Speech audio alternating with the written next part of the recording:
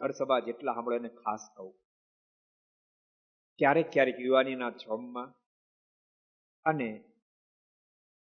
પોતાની નારીના શબ્દો સાંભળે માત પિતા સાથે ગમે તેવો વ્યવહાર કરે, માની સાથે ગમે તેવો વ્યવહાર કરવા, માને ગમે તેમ બોલાવવા માટે.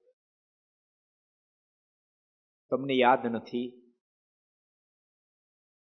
જ્યારે તમે નાના હતા, 6 મહિનાના હતા, અને તમને પેટમાં દુખતું હતું અને તમને ઊંઘ નહોતી આવતી ને, ત્યારે તમારી માં આખી રાતની રાત જાગતી હતી, રાતની રાત જાગતી. ક્યારેક ક્યારેક તમારા દુઃખ, તમારી વેદના જોઈને આંખોમાંથી આંસુડાની ધારાઓ થતી. એ તો બિચારી તેદી રડી. તમે નાના હતા ત્યારે રડાવી, મોટા થયા તો રડાવી.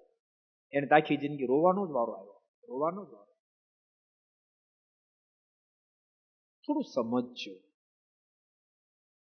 માત પિતાને ગ્રહસ્થનો ધર્મ છે રાજી કરવા. માત પિતાની સેવા કરવી ગ્રહસ્થનો ધર્મ છે, કરવી જ જોઈએ. એનો સ્વભાવ કદાચ હશે તો પણ કરવી પડશે. શું કામ? કારણ કે તમારે પાછું વૃદ્ધ થવાનું છે, તમારે વૃદ્ધ થવાનું છે. તમારા સંતાનો જોશે તમે જેવી સેવા કરશો એવી સેવા તમારી કરશે. માટે બધાને ભલામણ છે, સેવા કરશો, भगवान राजी થશે. अगर ये वीडियो आपको पसंद आया हो तो लाइक करें और शेयर करना मत भूलिए. सब्सक्राइब करें सरदार कथा चैनल को और बेल आइकॉन पर क्लिक करना मत भूलिए लेटेस्ट वीडियो सबसे पहले पाने के लिए.